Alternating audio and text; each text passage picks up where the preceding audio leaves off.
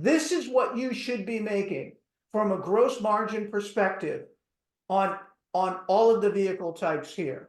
This is a presentation that I developed and gave to a small group of operators out in Las Vegas. And it really received a lot of good press. So I wanted to give it here again, and I'm continually developing it, and eventually it'll end up being a webinar on our website. So if you didn't know what we do as a company, Driving Transactions has two types of clients. We have operators, and we also do business with banks, commercial lenders. They will send us blind financial statements as they consider making lending decisions. So we've reviewed 250 companies in the industry.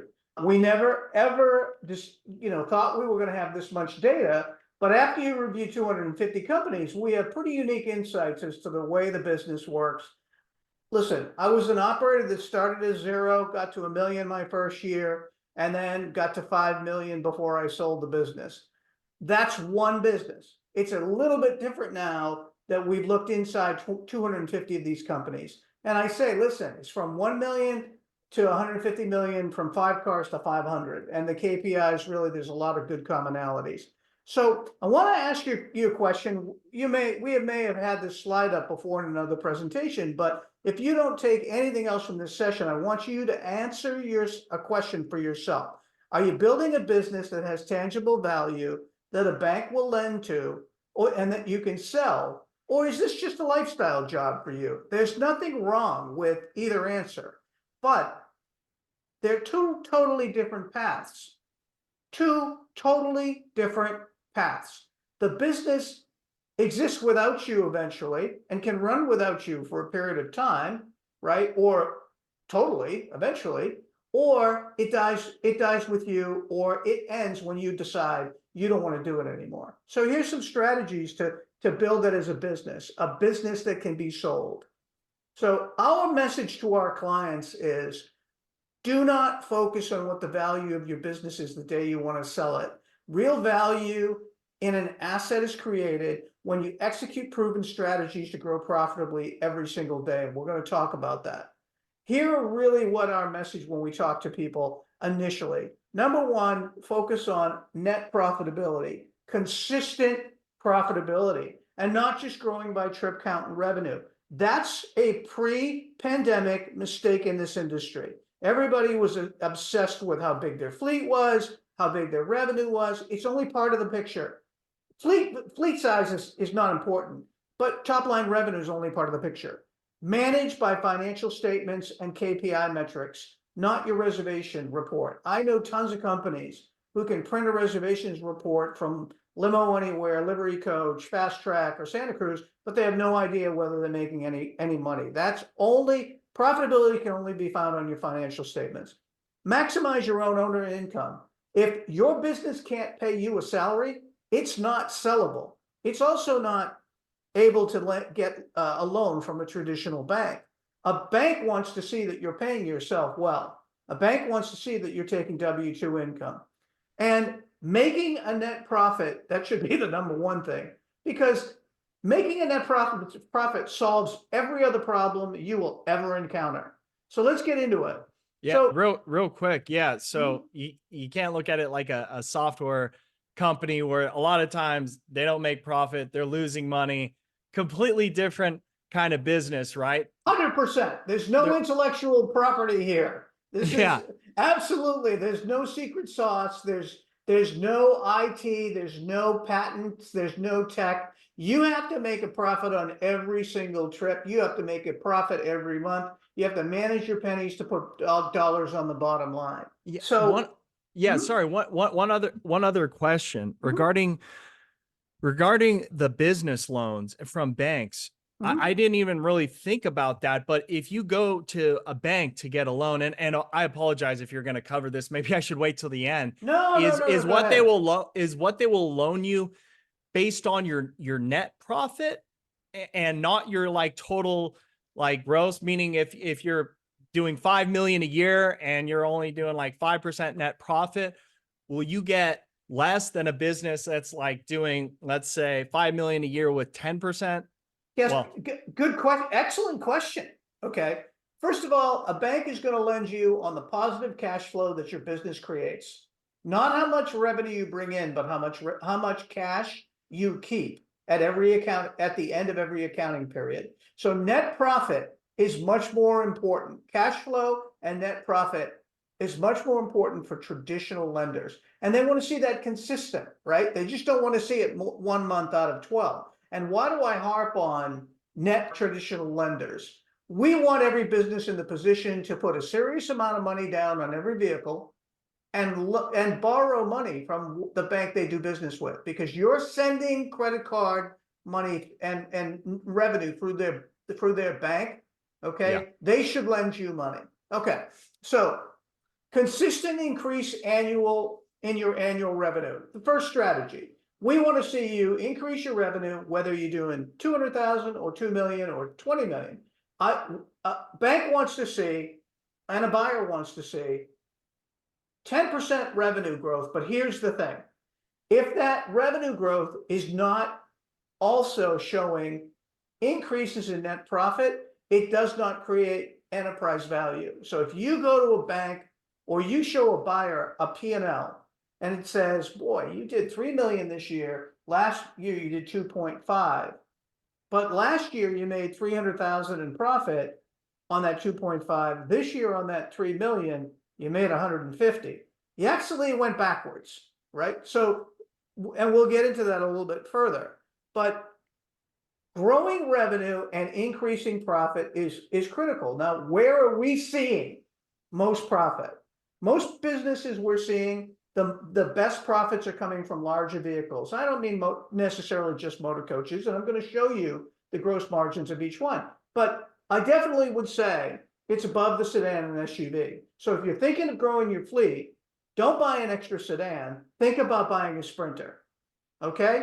And if you're not into a mini coach, think about buying one, because that's where the gross margins are, the higher margins. Yeah, So, and to add on to that, I'm telling my clients the same. My most successful clients are not the ones that just do black car. It's 100%, just insanely competitive, and unbelievable. many times they don't stick with it. You got to go with a larger vehicle. And There's here's less. the beauty, right? And where there's less competition. Now, Yes. we lost 40% of our competitors because of the pandemic. Now, we only have a certain amount of time, I don't know how long that's going to be, before the industry in vehicle capacity gets back up. I don't think it ever will be as high as it used to be. But what's come out of the pandemic is that profit is the new growth. Profitable trips versus adding more trips, okay? Focusing on more profits per trip is the key. So strategies to grow revenue is review your top 25 clients, right? And ask yourself, what else can you sell them, right? There's only so many airport trips that you can sell them, but can you sell them if they're a private client? Can you sell them a concert package, a sporting event package, okay? Or can you sell them if you have a Sprinter van? They're going to go out with 2 other couples or 3 other couples, of course, right? So what else can you sell them? Do they know everything you do? Don't make the assumption that every client understands the extent of the chauffeur transportation business. If you're just driving from the airport and they don't realize that you could do a night out for a special event or a special occasion, shame on you. They need to understand everything you do. You know, are there other people like your best clients, right?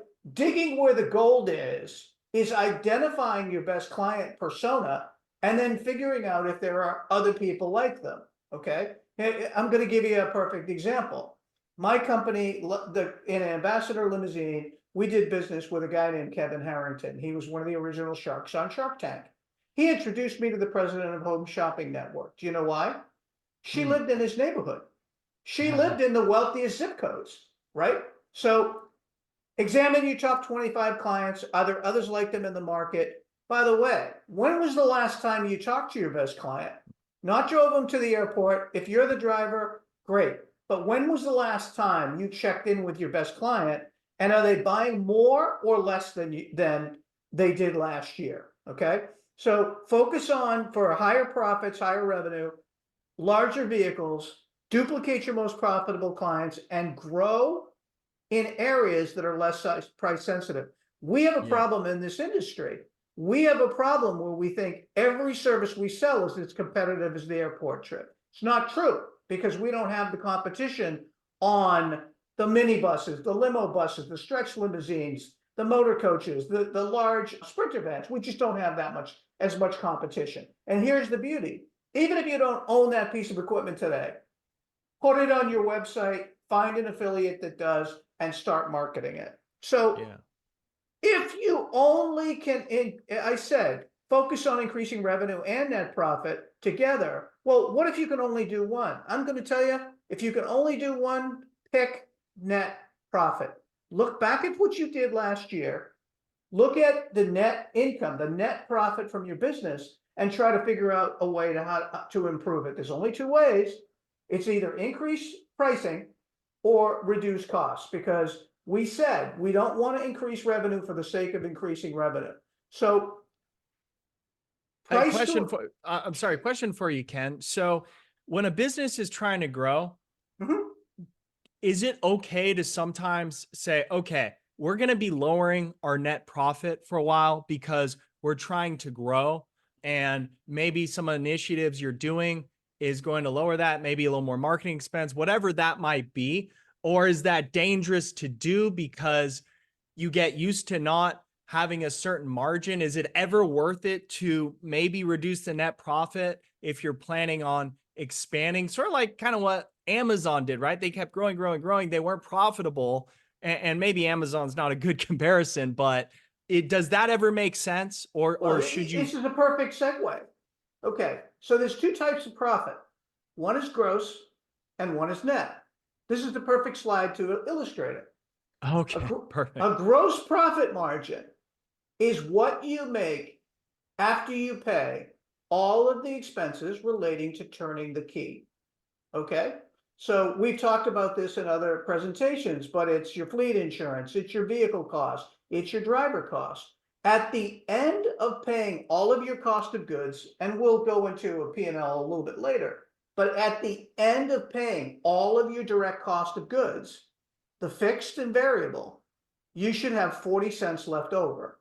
Now, your question is, should I ever lower my profit in order to grow? The answer I have for you is you never ever want to lower your gross profit. What you do with the 40 cents that's left over is your business, right? That's going to be left over to pay overhead, to pay yourself, and then to generate a net profit. The net profit's what's left over.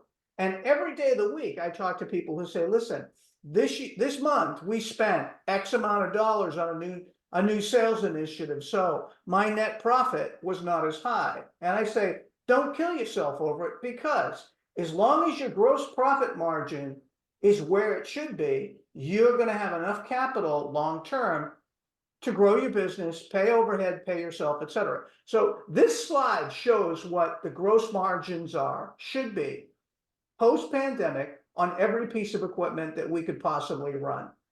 It's 30 to 35% on airport trips in sedans or SUVs. The vans, you should be gross profit margin of 40% or higher. Stretch limousines, because of the risks involved and because there are not that many anymore, you should be making 50% gross margin. So after you pay for the vehicle, pay for the insurance, pay for the fuel, pay for the detailing, pay for the repair and maintenance, and pay for the driver, you should have 50 cents left over. There's no reason not to. The other reason is that vehicle doesn't go out every day.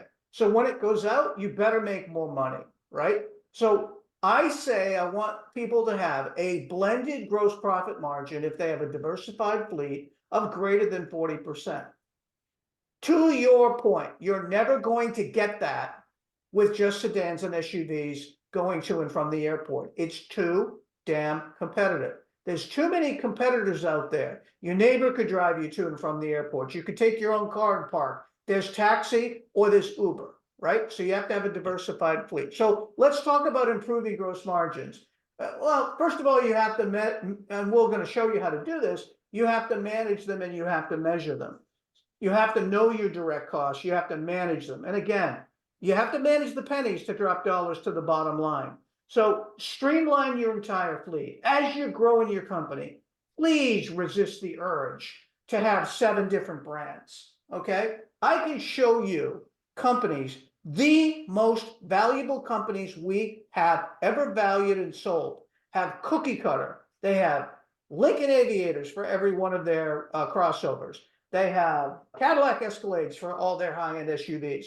You know, you have to determine if you're going to stick with all Ford product, all GM product, etc. When you buy your vans, stick with all, whether it's the Transit or the Mercedes Sprinter. When you go to minibuses, stick with the same front end, because then you can have air compressors, you can have alternators hanging around, you can have belts. But if you just go, if you're not paying attention to that, I'm telling you right now, it's going to cost you a lot of money on repair and maintenance. So this is what you should be making from a gross margin perspective on all of the vehicle types here.